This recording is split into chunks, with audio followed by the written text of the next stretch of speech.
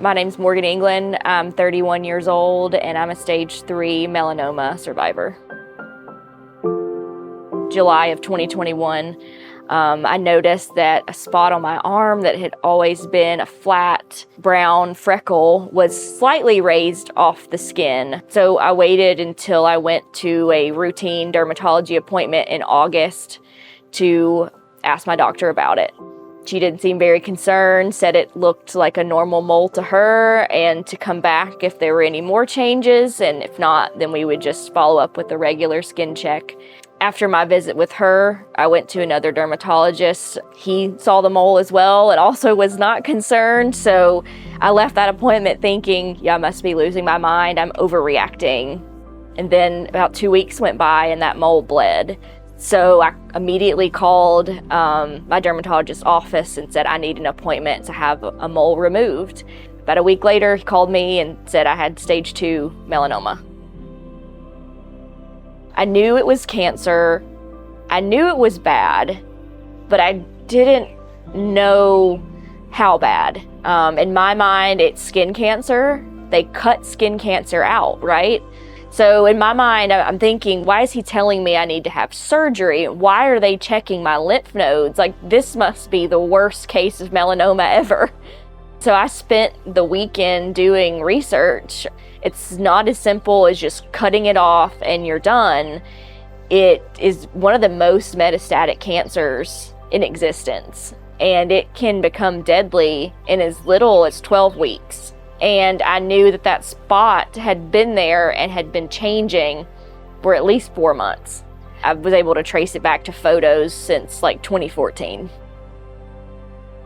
Through my research, I knew that there was a test out there called DecisionDx-Melanoma that could give me a better idea of what my cancer looked like, how serious is it, and I wanted that run on my biopsy immediately. So when Monday morning rolled around and the doctor's office was open again, I called and I said, I need my biopsy run on the Castle test. I want to see the results.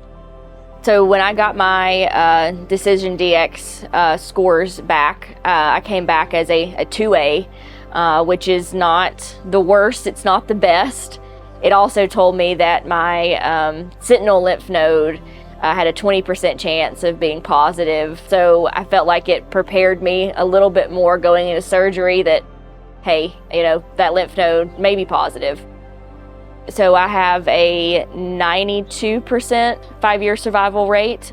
If I look that up on Google, it says 66%. So significantly different. From diagnosis to surgery was only about 10 days. I moved things along as quickly as possible to get that cancer out of me if there was any left. So I started treatment January of 2022. I take 2 pills twice a day, and they actually target a mutation in my melanoma to keep those cells from being able to replicate in the hopes that it reduces my risk of having a recurrence somewhere else. I would tell others with this diagnosis or any cancer diagnosis that you have to be your own advocate.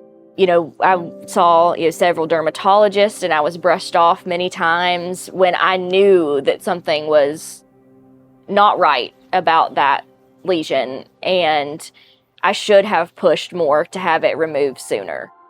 So if you're watching this video right now, you have probably been recently diagnosed with melanoma, you have a family friend that has been diagnosed, or maybe you have a suspicious spot that you've been wanting to get checked out and you don't know if you should.